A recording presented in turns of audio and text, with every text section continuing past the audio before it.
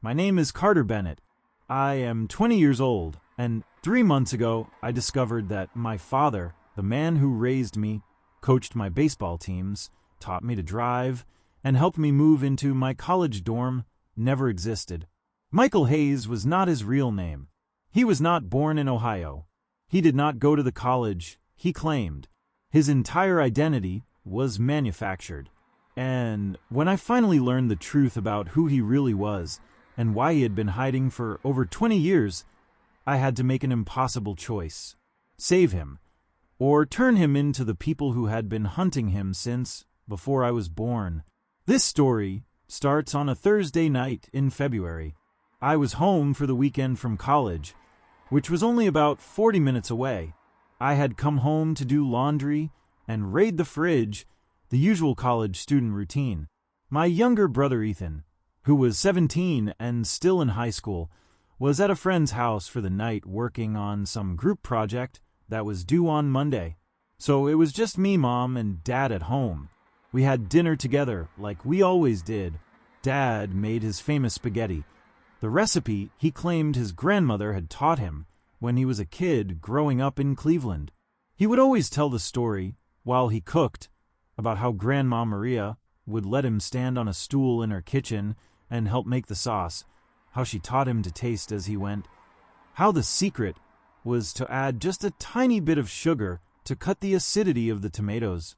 I had heard the story 100 times. It was comforting, familiar, one of those family traditions that made you feel connected to something bigger than yourself. Except now I know that story was a lie. There was no Grandma Maria. There was no childhood in Cleveland. It was all fiction, carefully crafted to make his fake identity seem real. But that night, I did not know any of that. I sat at the dinner table eating spaghetti and listening to Dad talk about a project his construction company was working on. Mom talked about her day at the hospital where she worked as a nurse. I complained about my economics professor who gave impossible tests. It was normal, completely, utterly normal.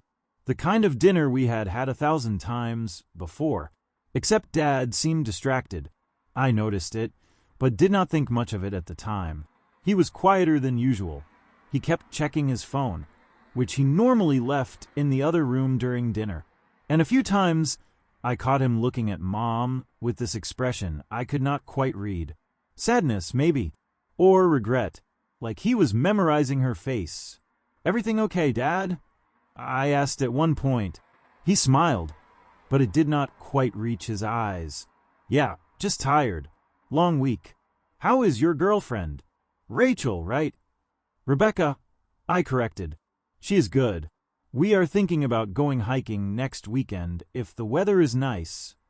"That sounds great," he said. "Make sure you take your phone and tell someone where you are going. Safety first." Mom laughed. "Michael, he is 20 years old. He knows how to go hiking." I know. Just being a dad." He reached over and squeezed my shoulder. "You are a good kid, Carter. I am proud of you. I hope you know that." "Thanks, Dad. I mean it. No matter what happens, I want you to remember that. Your mom and we are both so proud of the man you are becoming." It was a weird thing to say. Sweet, but weird. Like he was saying goodbye. But I brushed it off. Dad got sentimental sometimes. It was part of his charm.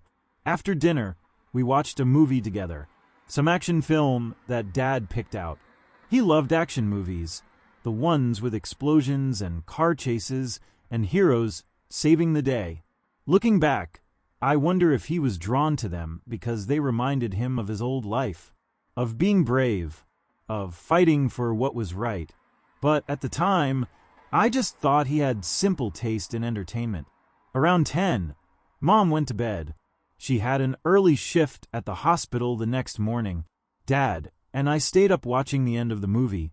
When it finished, he turned to me and said, "Carter, if something ever happened to me, if I ever was not around, I need you to take care of your mom and Ethan. Can you do that?"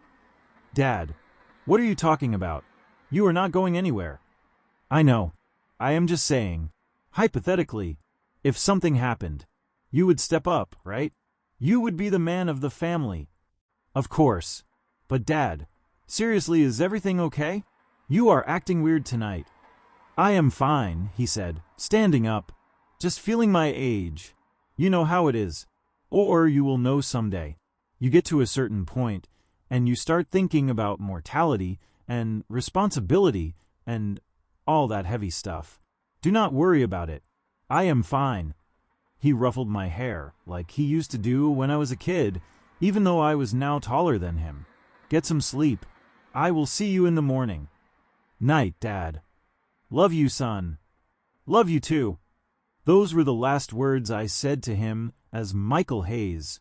The next time I saw him, he was a different person. Or rather, I knew he had always been a different person. I just had not known it yet. I went upstairs to my room to work on a paper that was due Monday. Around 11, I heard footsteps in the hallway.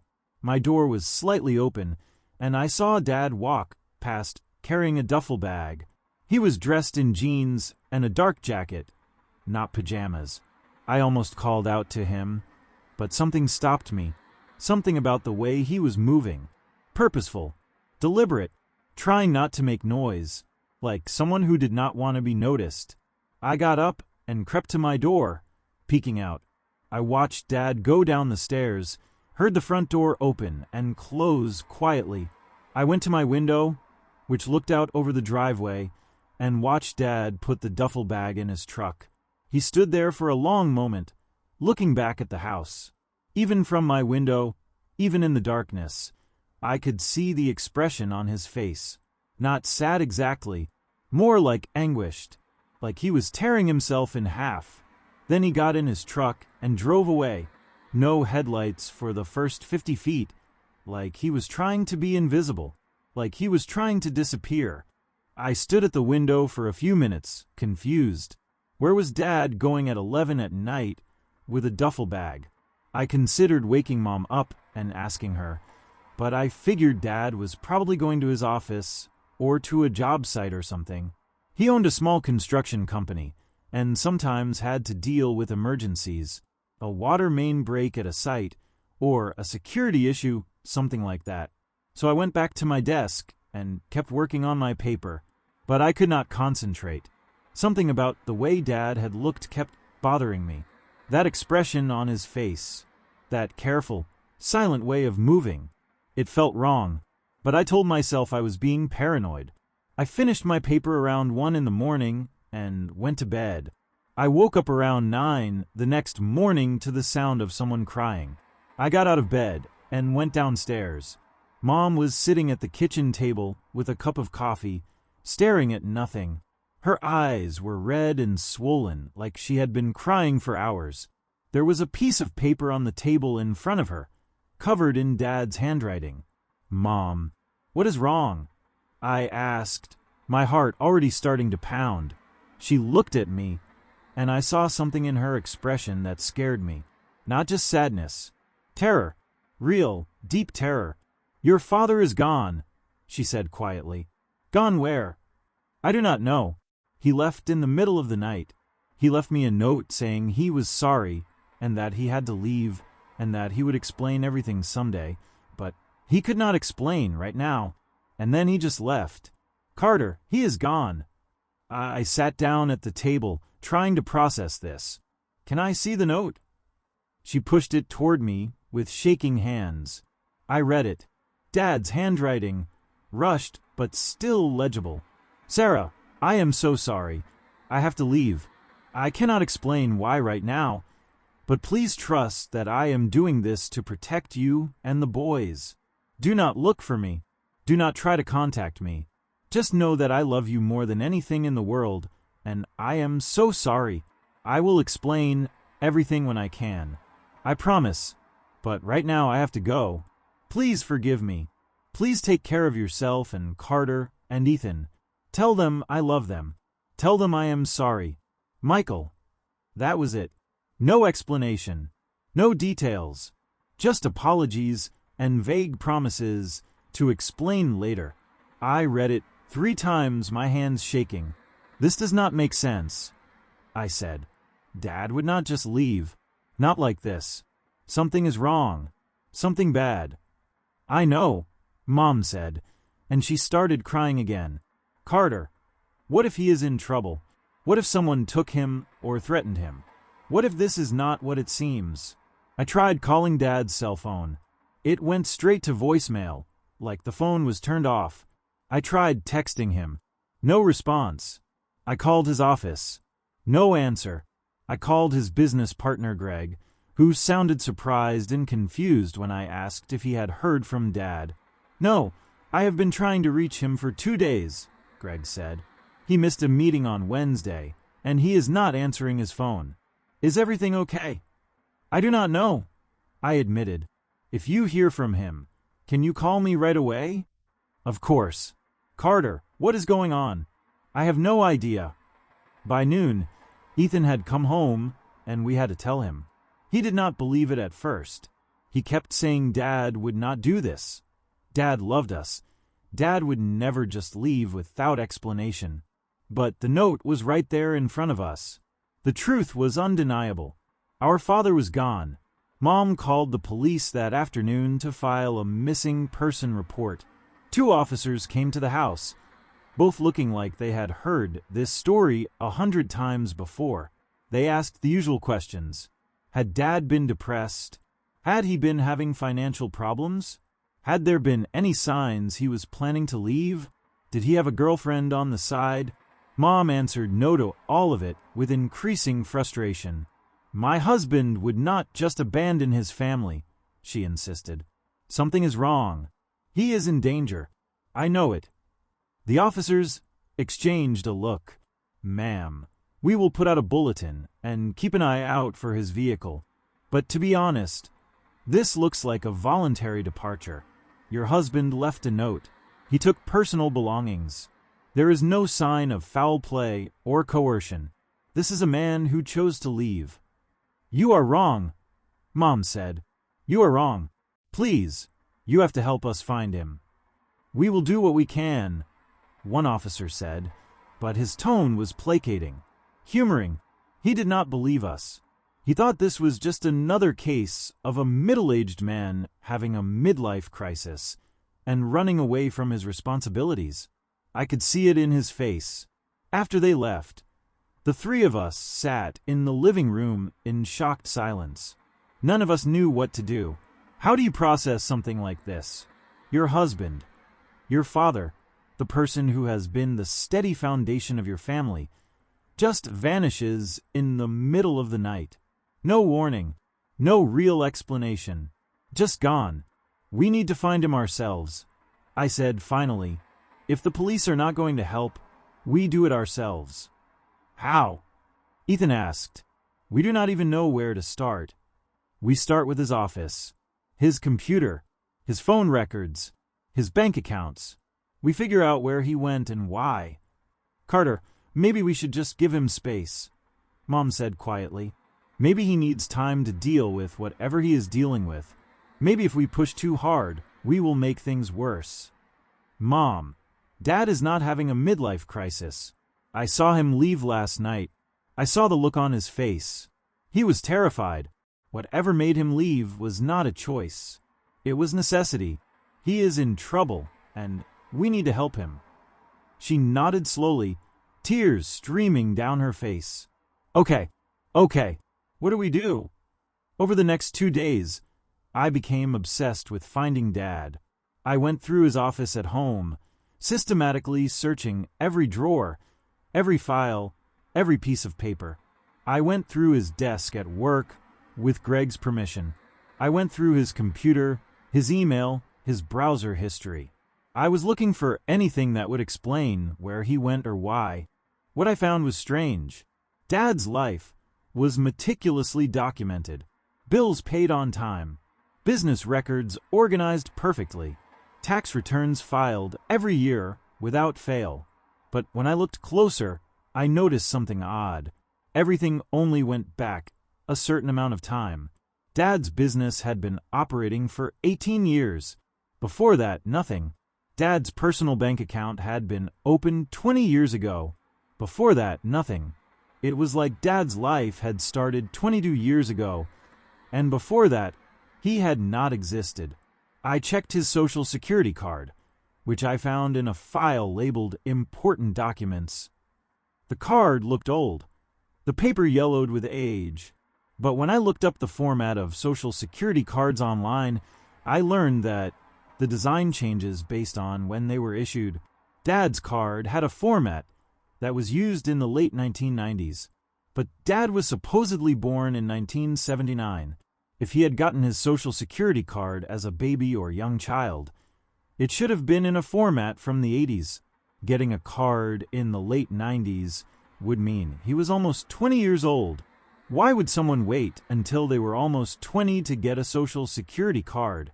Unless it was not his original social security card. Unless he had gotten a new identity in the late 90s. I also found Dad's birth certificate. Michael Richard Hayes, born March 15, 1979, in Cleveland, Ohio. Parents listed as Richard Hayes and Patricia Hayes. Everything looked official, but something about it felt off. The paper was too white, too clean, like it had been printed recently rather than being 46 years old. I decided to verify it. I went online and found Ohio's Bureau of Vital Statistics. They had a system where you could request birth records. I submitted a request for Michael Richard Hayes, born March 15, 1979, in Cleveland, Ohio. 3 days later, the response came back. No record found. I tried again with different variations. Maybe I had the date wrong. Maybe the city was wrong. I tried Michael Hayes, born in 1979, in any Ohio city. No records found. I tried Richard Hayes, born in the 70s, in Ohio. Found 3, but none matched the details on Dad's birth certificate. Michael Richard Hayes, as far as the state of Ohio was concerned, did not exist. I sat at my desk staring at my computer screen, feeling like the floor had dropped out from under me. Who was my father? If he was not Michael Hayes, then who was he? I kept digging. I searched for Michael Richard Hayes online, looking for any trace of his existence before 22 years ago. School records, newspaper mentions, social media profiles, anything. I found nothing. Michael Richard Hayes appeared fully formed in his late 20s with a social security card, a birth certificate, and no history before that, which meant Dad was living under a false identity. The question was why. I did not tell Mom yet. I did not want to worry her more than she already was. But I kept searching.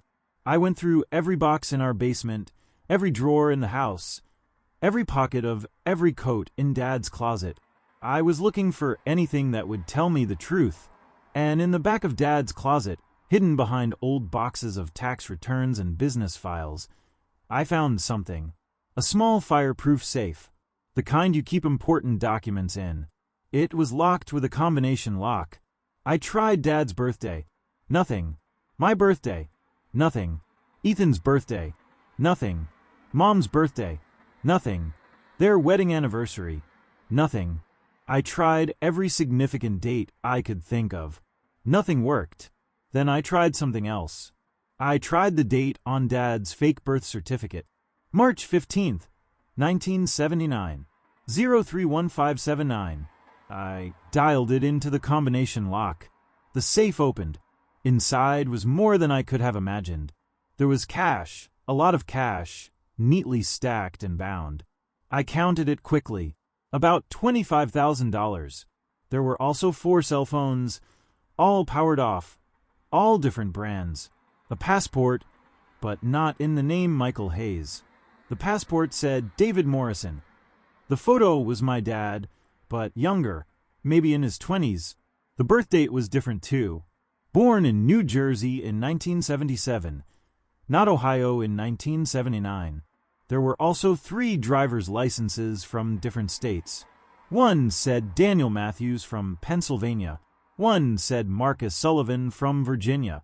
One said Robert Hayes from North Carolina. All had Dad's photo. All had different birth dates and addresses. My dad was not one person. He was at least 5 different people, and I had no idea which one was real, if any of them were real. At the bottom of the safe was an envelope. It was sealed, addressed to Sarah, in Dad's handwriting. My hands were shaking as I held it. This was meant for Mom, but I needed answers. I needed to understand what was happening. I opened the envelope and pulled out a letter. It was 2 pages, handwritten. I started reading. Sarah, if you are reading this, it means I am gone and I cannot come back. I am so sorry. I never wanted this life for you or the boys. I thought I could keep you safe by keeping you in the dark, but clearly I failed. The truth is that Michael Hayes is not my real name. I am not from Ohio. I did not grow up in Cleveland. I did not go to Ohio State. I have been living under a false identity for 22 years because I witnessed something terrible when I was younger, and I testified against very dangerous people. My real name is David Morrison. I grew up in Newark, New Jersey. When I was 24 years old, I was working as an accountant for what I thought was a legitimate construction company. But I started noticing irregularities in the books, money moving in strange ways, invoices for work that was never done. I started investigating, and I discovered that the company was a front for the Catalano crime family. They were using it to launder money from drug trafficking, extortion, illegal gambling. Millions of dollars flowing through fake construction projects. I should have gone to the police immediately, but I was young and scared and stupid. I kept working there, kept my mouth shut, kept collecting evidence because I thought maybe if I had enough proof, it would matter. And then one day, I witnessed something I was never supposed to see. I was working late at the office, and 2 men came in. I recognized one of them as Vincent Catalano, the head of the family. They did not know I was there. I was in a back room with the door mostly closed, working on some ledgers, and I heard them talking, discussing a murder, discussing how they had killed a federal prosecutor who was investigating the family, discussing how they had made it look like a car accident, discussing the details, the planning, everything. I sat in that back room frozen in terror, listening to them describe how they killed a man. And when they left, I knew I had 2 choices: keep my mouth shut and pretend I had not heard anything, knowing I would be complicit in murder, or go to the authorities and tell them everything, knowing it would probably get me killed. I went to the FBI. I told them everything I had seen, everything I had heard, everything I had documented. They built a case around my testimony. I wore a wire. I recorded conversations.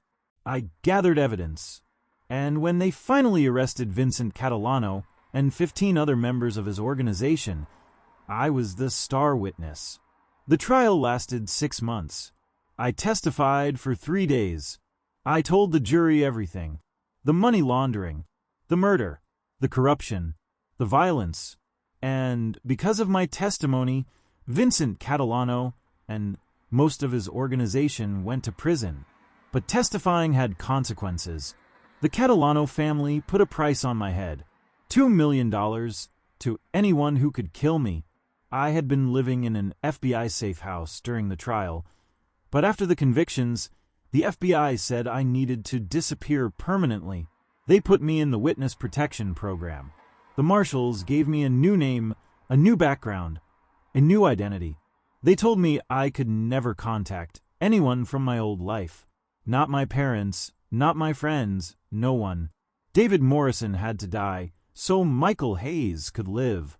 They relocated me to a small town in Ohio and gave me documents to start over: a birth certificate, a social security card, a driver's license, everything I needed to be someone else. They also told me very clearly that I was not supposed to have a family. It was too risky. Families create records, birth certificates, school enrollments, photographs, social media, all things that could be traced back to me, all things that could lead the Catalano family to me. So I was supposed to live a quiet, anonymous life, alone. But then I met you. It was a year after I entered the program.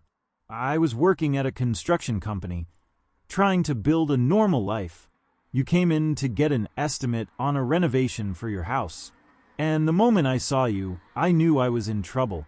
You were beautiful and kind and funny, and I fell in love with you immediately. I knew I should have walked away. I knew I was putting you at risk just by talking to you.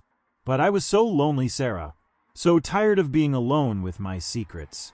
And you made me feel human again. So I asked you out. And when you said yes, I convinced myself that maybe it could work. Maybe I could have this one thing. Maybe I could have love. We dated for a year before I proposed. And every day, I told myself I should tell you the truth, that I should confess that I was not really Michael Hayes, that I was in witness protection. That being with me put you in danger. But I was terrified you would leave if you knew, and I was selfish.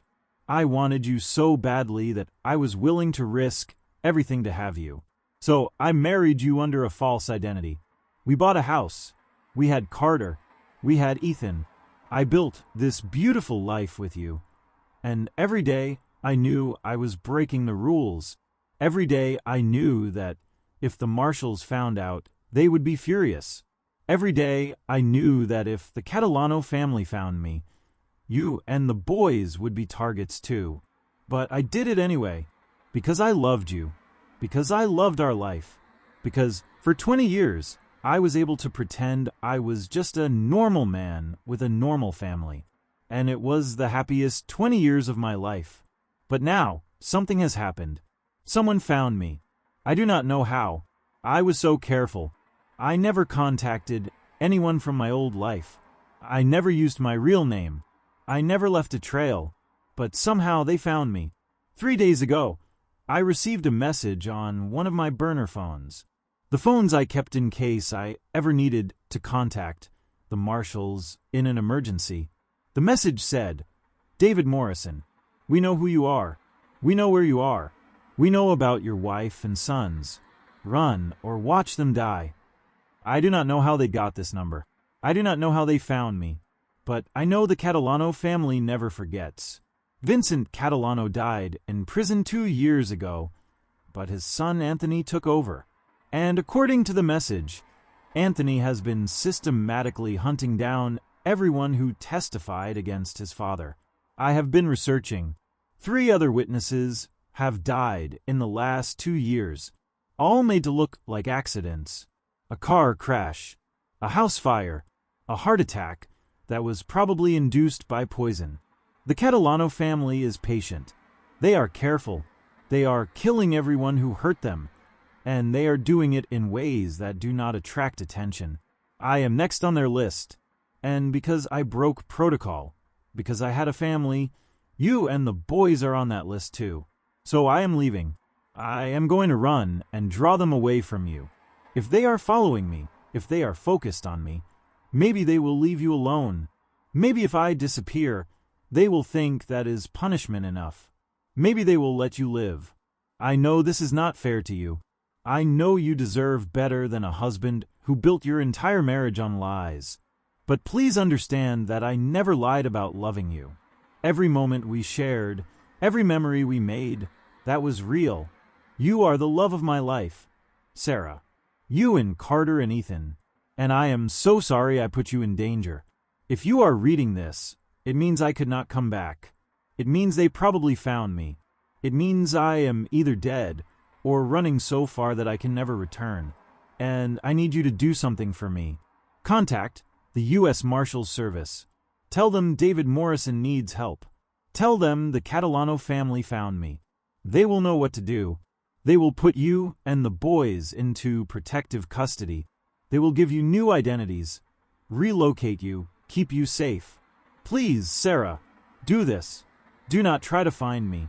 Do not try to help me. Just protect yourself and our sons.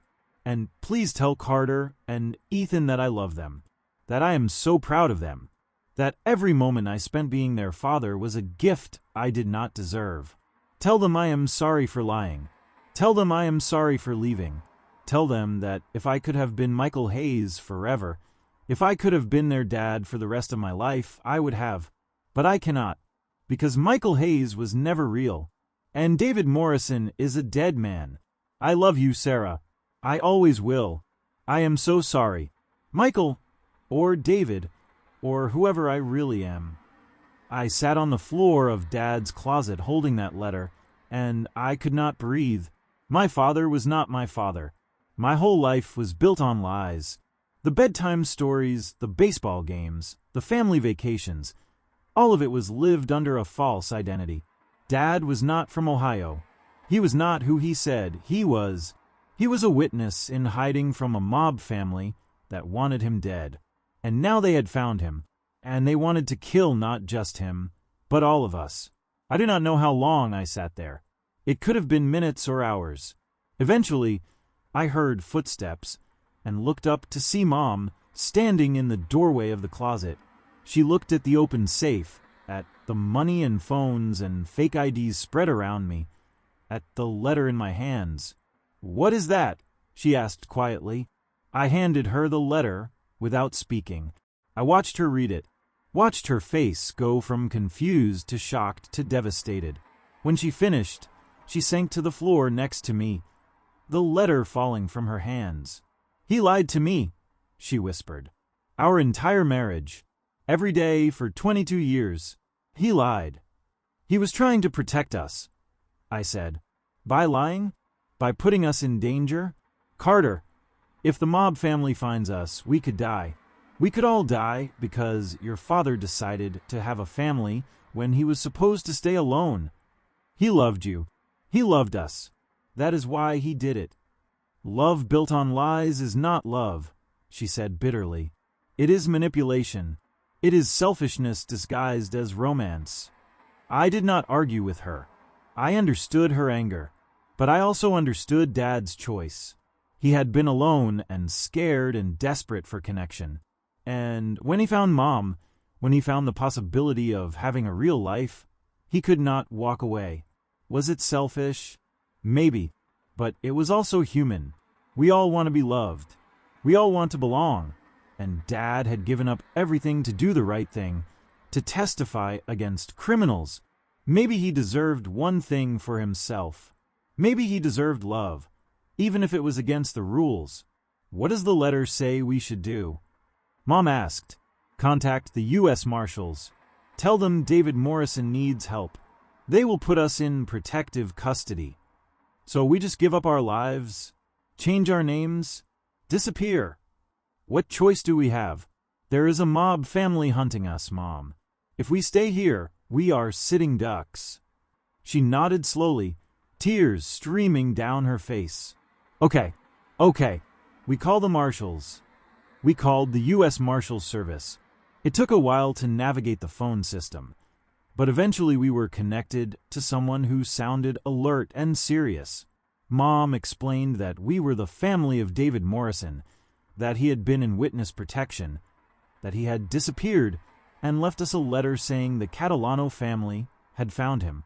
There was a long pause on the other end of the line. Then the person said, "I need you to come to our office immediately. Do not pack anything. Do not tell anyone where you are going. Do not use your cell phones after you hang up with me. Write down this address. Come here now." Mom wrote down the address. We hung up. She called Ethan and told him to come home immediately, that it was an emergency. When he arrived 20 minutes later, we explained everything, showed him the safe, let him read the letter, watched him process the same shock and betrayal that we were processing. "Dad is not Dad," he said quietly. "Dad is Dad," I said. "He is just also someone else. Someone who was running from something terrible. And now we have to run too? Looks like it." The three of us drove to the federal building in silence. We were shown to a conference room where a U.S. Marshal was waiting. He introduced himself as Agent Rodriguez. He was in his 40s, Latino, with sharp eyes and an expression that said he had seen too much. We explained everything, showed him the letter, showed him the contents of the safe, told him about Dad's disappearance. Agent Rodriguez listened without interrupting, taking notes, his expression getting grimmer with each detail. When we finished, he said, "David Morrison was one of our most important witnesses. His testimony took down one of the most powerful crime families in New Jersey. He was given a new identity and strict instructions to maintain a low profile, but clearly he did not follow those instructions. He had a family," Mom said defensively. "Is that such a crime?" In the witness protection program, yes, it is not literally a crime, but it is a violation of protocol, and it puts everyone at risk, not just the witness, but the family members who had no idea they were living with someone being hunted by organized crime. "So this is his fault?" Mom asked. "This is complicated," Agent Rodriguez said. "David made choices that put you in danger, but he also tried to protect you by leaving. The message he received was real. We have intelligence that Anthony Catalano has been hunting down his father's enemies. 3 witnesses from that trial are dead. 2 others are missing. And now David is on the list." "What about us?" I asked. "Are we on the list too?" "You are now. If the Catalano family knows about David's real identity, they know about you. You are leverage. They will use you to get to him, or they will kill you as revenge. Either way, you are not safe here." "What do we do?" Ethan asked. "We relocate you, all 3 of you. New identities, new city, new lives. We set you up with everything you need to disappear, and we hope that when the Catalano family realizes you are gone, they will focus on finding David and leave you alone." "What about Dad?" I asked. "What happens to him?" "We are trying to locate him. He went off the grid, which means he is not using his phone, not using credit cards, not staying in hotels that require ID. He knows how to disappear. That was part of his training when he entered the program. He is probably moving from place to place, staying one step ahead of whoever is hunting him. Can we help find him?" "No. The best thing you can do is stay safe. If you are safe, David can focus on surviving instead of worrying about you." Mom agreed to the relocation immediately. She was scared, and she wanted us protected, but I could not accept it. I could not just disappear and leave Dad out there alone. He was being hunted. He was in danger, and he was alone because he was trying to protect us. There had to be something I could do, some way to help him, some way to find him before the Catalano family did. Agent Rodriguez gave us 3 days to settle our affairs before the relocation. 3 days to quit our jobs, drop out of school, say goodbye to our lives without actually saying goodbye, because we could not tell anyone we were leaving. 3 days to become different people. I spent those 3 days planning. I knew I was not going to relocation. I was going to find Dad, and I needed to do it before the marshals realized what I was doing. I went back to Dad's safe and took things I would need. One of the burner phones, $5,000 in cash, the fake ID that said Marcus Sullivan. It would not stand up to serious scrutiny, but it might get me into motels without leaving a paper trail. I also went back to Dad's computer and searched through his browser history more carefully. I was looking for anything that would tell me where he went, and I found something. A search from 2 weeks ago. Cash Motels, Route 40 West Virginia, Pennsylvania.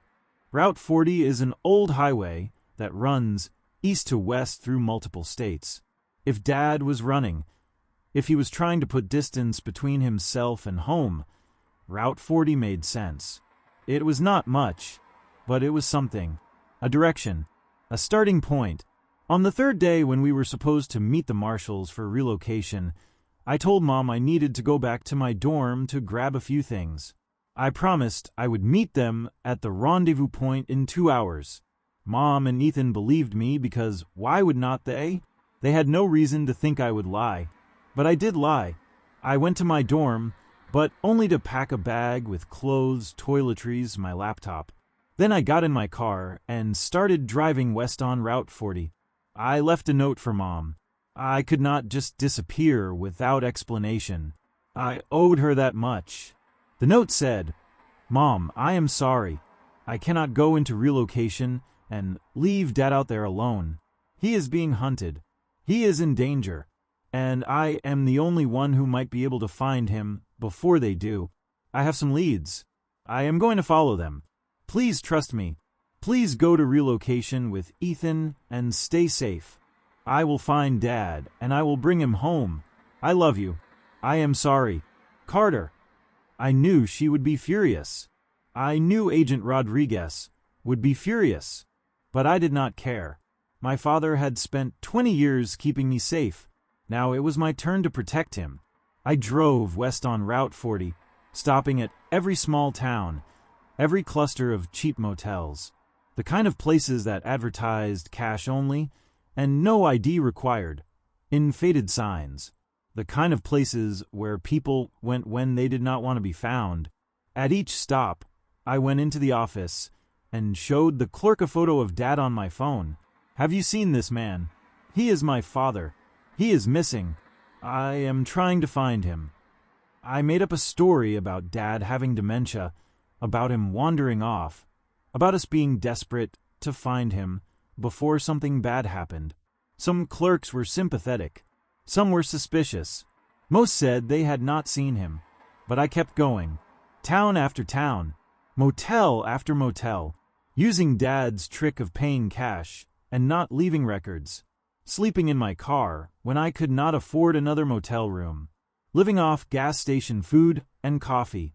On the third day, I was in a small town in West Virginia, maybe 200 miles from home. I stopped at a motel called the Sunset Inn. It was exactly the kind of place Dad would choose. Old, rundown, barely functioning. A relic from the 1950s that should have been demolished decades ago, but somehow kept limping along. I went into the office. An older woman was behind the desk, watching a small television with bad reception. I showed her the photo of Dad. "Have you seen this man? He is my father. He has been missing for a week. I am trying to find him." She looked at the photo, then at me, then back at the photo. "Yeah, I seen him. Checked in 4 days ago. Paid cash for a week. Room 12. My heart started pounding. Is he still here? Far as I know. Has not checked out. Thank you. Thank you so much." I walked quickly to room 12, my hands shaking. I stood outside the door for a moment, trying to calm my breathing. What was I going to say? What was I going to do? I did not have a plan beyond finding Dad. But I had found him. I had actually found him. I knocked on the door. "Dad, it is Carter. Are you in there?" No response. I knocked again, louder. "Dad, it is me. Please open the door." Still nothing. I tried the door handle. It turned. The door was unlocked. That was wrong. Dad would not leave his door unlocked if he was hiding from assassins. I pushed the door open slowly. "Dad, it is Carter. I am coming in." The room was dark, the curtains drawn tight. It smelled stale, like the air had not been circulated in days. I could see a shape on the bed. "Dad." I reached for the light switch and flipped it on, and what I saw made my blood run cold. Dad was on the bed, but he was not sleeping. He was tied up, hands bound behind his back, with zip ties, feet tied together, duct tape over his mouth. His face was bruised and bloody. His shirt was torn and soaked with blood, and his eyes, when they found mine, were wide with terror. "Dad." I ran to him and started pulling at the zip ties on his hands. They were too tight. I could not break them. I needed scissors or a knife or something. I pulled the duct tape off his mouth as gently as I could. He gasped for air, coughing. "Carter," he wheezed. "You should not be here. You need to run. You need to run right now. I am not leaving you. What happened? Who did this?" "They found me. The Catalano people. 2 of them. They have been interrogating me, trying to get information about the other witnesses. They left about an hour ago. Said they would be back. Carter, they are using me as bait. They know you would come looking for me. They are probably watching the motel right now. You need to leave. I am not leaving without you. Carter, listen to me. I am already dead. Look at me. He gestured with his head to his body. I looked closer and saw the extent of his injuries. Deep cuts on his arms, burns on his chest. His right leg bent at an unnatural angle. They broke my leg. I cannot walk. You cannot carry me. And even if you could, they are watching. They will kill us both. Then I will call the police. No. The Catalano family has connections everywhere. You cannot trust anyone. Please, Carter. Please just run. Get in your car and drive away. Go back to your mother. Go into relocation. Forget about me. I am not doing that. I pulled out my phone. I was going to call 911 regardless of what Dad said. But as I started to dial, I heard a sound outside. A car door closing. Voices. Dad's eyes went wide with panic. They are back. Carter, hide. Now. Under the bed. Do not make a sound. Dad. Hide. I dropped to the floor and scrambled under the bed, my heart pounding so hard I thought it would burst. The space under the bed was tiny, barely enough room for me to fit. I pulled myself as far back as I could, pressing against the wall. The door opened. I heard footsteps. 2 sets. 2 men entering the room. Well, a voice said, "You are still here, David. Good. We have more questions for you." From my position under the bed, I could only see feet. 2 pairs of men's shoes. Black dress shoes, expensive looking. Not what you would expect for hired killers. But maybe that was the point. Blend in. Look professional. I already told you everything I know, Dad said. His voice was weak, pained. I do not know where the other witnesses are. I have not had contact with them in 20 years. See, I do not believe you, the voice said.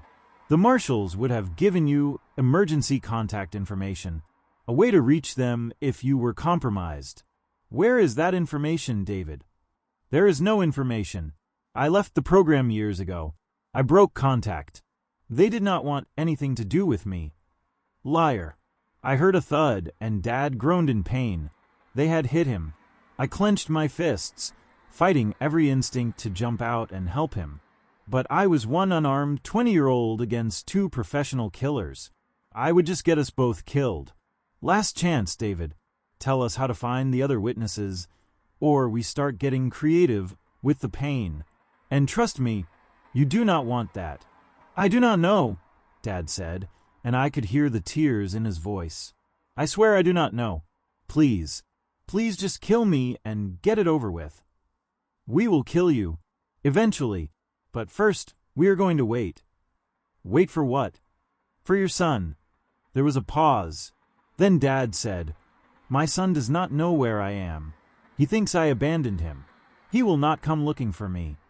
We will see. We put the word out that you were here. Told a few people to spread the information if anyone came asking. And sure enough, about an hour ago, the motel clerk called us. Said a young man matching your son's description was asking about you. So he is here. Somewhere. Probably watching. And when he shows up to save Daddy, we will kill you both. 2 birds, 1 stone." I felt sick. They knew I was coming. This whole thing was a trap, and I had walked right into it. My son is smart, Dad said. He will not fall for this. He will call the police. And say what?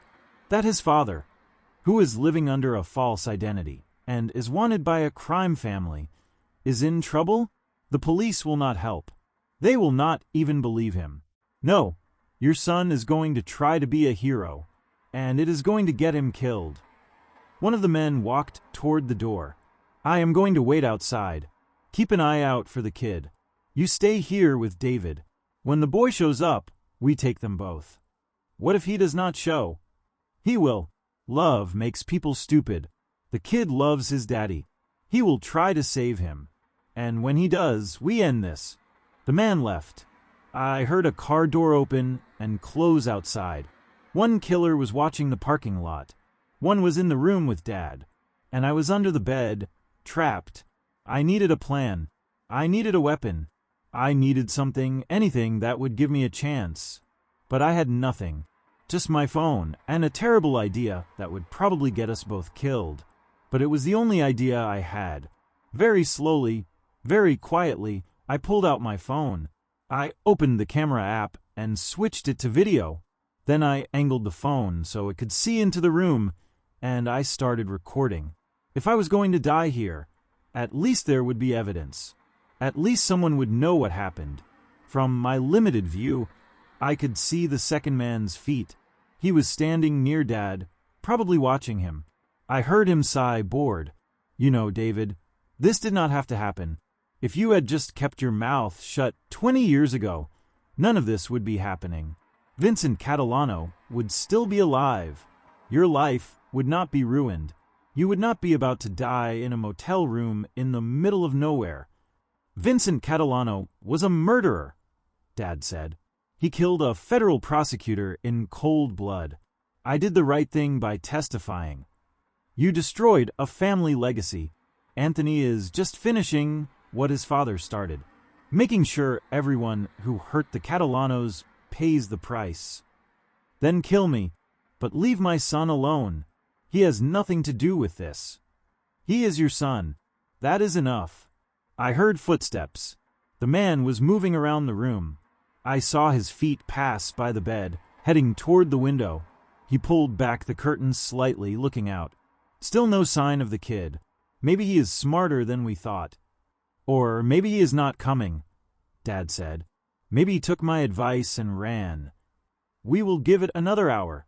If he does not show by then, we will kill you and move on. Anthony just wants you dead. The kid is a bonus, but not required. An hour. I had maybe an hour to figure out a plan. But what plan? I could not fight them. I could not call the police because they would take too long to arrive. I could not just wait and hope they left because they were going to kill Dad regardless. Then I remembered something. Dad had burner phones. I had taken one of them. Maybe I could text Agent Rodriguez. Tell him where we were. Get the marshals here. But would they arrive in time? And would my phone make a sound that would give away my position? I had to risk it. Very carefully, I switched my phone to silent mode.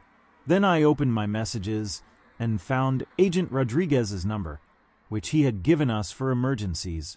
I typed, Catalano men have Dad at sunset in room 12, West Virginia Route 40, 2 armed killers. Dad is injured. I am here. Need help now. I hit send and prayed the message would go through. Prayed Agent Rodriguez would see it. Prayed help would come before it was too late. The man by the window moved again. He pulled out his own phone and made a call. Yeah, it is me. Still no sign of the kid. You see anything out there? Yeah, okay. We will give it another 30 minutes and then finish this. Right. Call me if you see anything. He hung up and turned back to Dad. Your son is not coming.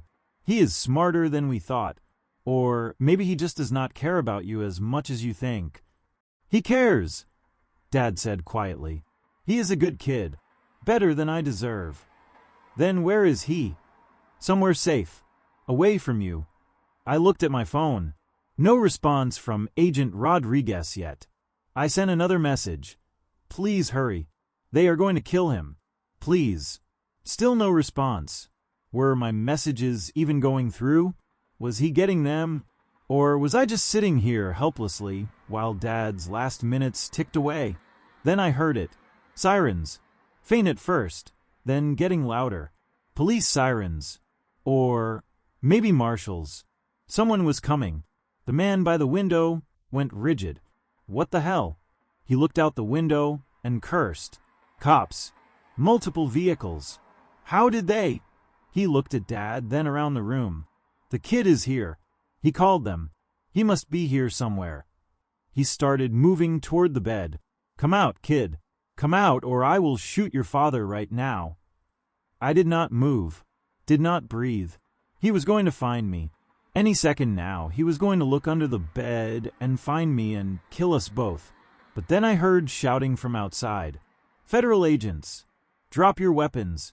Come out with your hands up!" The man in the room pulled a gun from his jacket. He moved toward the door, using Dad's bed as cover. "This is not over," he said to Dad. "Anthony will finish this. If not us, then someone else. You are all dead. You, your wife, your sons. All dead. Get on the ground. Now." The shouts were right outside the door now. The man by the door fired his gun. The window shattered. More gunfire from outside. The man dropped to the floor, blood spreading from his chest. He was not moving. "Clear," someone shouted. "One suspect down. Where is the second one?" "He was outside watching the parking lot." "We got him. He is in custody." I heard footsteps rushing into the room. Multiple people. I stayed under the bed, frozen, until I heard a familiar voice. "David Morrison, can you hear me? This is Agent Rodriguez." "Here," Dad said weakly. "I am here. We need medical. Now." More footsteps. Someone cutting the zip ties on Dad's hands and feet. Someone calling for an ambulance. Chaos and noise and movement. "Mr. Morrison, is your son here? Carter Bennett? Is he here?" "I do not know," Dad said. "I told him to run. I do not know if he got away." I slid out from under the bed, my whole body shaking. Agent Rodriguez saw me, and his eyes went wide. "Carter, what the hell were you doing under there?" "Hiding," I said. My voice did not sound like my own. "They did not know I was here. I called you. Did you get my messages?" "We got them. We were already on our way. Your mother called us when she found your note. We have been tracking your car for the last 2 days, waiting for you to lead us to David. But those messages, they told us this was urgent. We got here as fast as we could." I looked at Dad on the bed. Paramedics were working on him, checking his injuries, getting him ready to transport. He looked at me, and I saw tears streaming down his face. "You came for me?" he said. "You stupid, brave, wonderful kid. You came for me." "Of course I came for you," I said. "You are my dad." "I am so sorry, Carter. I am so sorry for all of this. We can talk about it later. Right now, you need to get to a hospital." They loaded Dad onto a stretcher and carried him out to the waiting ambulance. I followed, my legs barely holding me up. The parking lot was full of federal vehicles, marshals, and FBI agents everywhere. One man was on the ground in handcuffs, bleeding from a shoulder wound. The second killer, the one who had been waiting outside. Agent Rodriguez put his hand on my shoulder. "You did good, kid. You saved your father's life. I almost got us both killed. But you did not. You stayed hidden. You called for help. You did exactly what you needed to do. Your father is alive because of you." I watched the ambulance drive away, lights flashing. "What happens now?" "Now, we take you to the hospital to get checked out. Then we need to debrief you. Get your statement. Find out everything you know. And then we need to talk about relocation. Because, Carter, you are blown. Your face was seen. Your identity is known. You cannot go back to your old life. I know. Your mother and brother are already in the relocation process. You will join them. New names, new city, new lives. All of you. And Dad. David will recover, and then go into a more secure location. Somewhere the Catalano family can never find him. He will be alone this time. No family. That is the deal. That is not fair. He has been alone for 20 years. And he broke protocol by having a family, which is what led to all of this. The marshals are not happy with him. He put you all at risk. But he is alive. And you are alive. That is what matters. I spent 3 days in the hospital. The doctors wanted to monitor me for shock and dehydration. I had not been physically injured, but mentally I was a wreck. I kept reliving that moment under the bed, hearing the killers talk about murdering my father, feeling completely helpless. Mom and Ethan came to see me on the second day. Mom hugged me so hard I could barely breathe. "Do not ever do that again," she said through tears. "Do not ever run off like that. I thought I lost you. I had to find him." "I know, and I understand. But Carter, you are 20 years old. You are not a trained agent. You are not a soldier. You are my son, and I need you alive." "I am alive. We are all alive." Dad was in another room in the same hospital, recovering from his injuries. The doctors said he would be okay. The broken leg would heal. The cuts and burns would scar, but would not cause permanent damage. He had been lucky. If we had arrived even a few hours later, he might not have survived. I was not allowed to see him. Agent Rodriguez said it was for security reasons. They were keeping Dad's location confidential even within the hospital. But on my last day there, before I was released to go into relocation with Mom and Ethan, a nurse brought me an envelope. "A patient asked me to give this to you," she said. "He said you would know who it was from." Inside was a letter in Dad's handwriting. "Carter, I do not have the words to thank you for what you did. You saved my life. You risked everything to find me, and I will never be able to repay that. But I need you to know something. Everything I did, every lie I told, was to protect you and Ethan and your mother. I should have told you the truth years ago. I should have given you the choice. But I was selfish and scared, and I convinced myself that ignorance would keep you safe. I was wrong. I put you in danger by keeping you in the dark, and I am so sorry. You are a brave young man, Carter, braver than I ever was. I testified because I had no choice. But you went looking for me because you chose to. You did not have to do that. You could have gone into relocation and been safe. But you came after me anyway. That takes a kind of courage I never had. I love you, son. I am so proud of the man you have become. And I am so sorry that I cannot be part of your life going forward. The marshals are relocating me to a secure location where I will have no contact with anyone from my old life. That includes you and Ethan and your mother. This is goodbye, not because I want it to be, but because it has to be. Because keeping you safe means staying away from you. Take care of your mother. Take care of Ethan. Build a good life with your new identity. Go to college. Fall in love. Have a career. Be happy. And know that somewhere, wherever I am thinking about you, missing you, loving you. You will always be my son, Carter. Always. Even if we never see each other again. Your father, Michael/David. I folded the letter and put it in my pocket. Then I cried. Not quiet crying. Deep, gasping sobs. Because my father was alive, but he was gone. He would always be gone. And I would never see him again. Mom, Ethan, and I were relocated to a city I cannot name. We were given new identities with new names, new social security numbers, new everything. We were told to never contact anyone from our old lives, to never mention our real names, to never look back. Mom got a job at a hospital under her new identity. Ethan enrolled in a new high school and tried to make friends. And I went back to college, starting over as a freshman at a school where no one knew me. It was hard. Starting over is always hard. But we adapted. We learned to answer to our new names. We learned to tell our new backstories. We learned to be different people. The trial for Tommy Ricci and Marco DeLuca, the two men who had tried to kill Dad and me, happened 4 months after the attack. I testified via video link, so I did not have to be in the same room with them. I told the jury everything. How I found Dad tied up and injured. How the killers talked about their plan to kill us both. How I hid under the bed. How I called for help. The defense attorney tried to discredit me. Said I was traumatized and might not remember things accurately. Said I had a bias because they had hurt my father.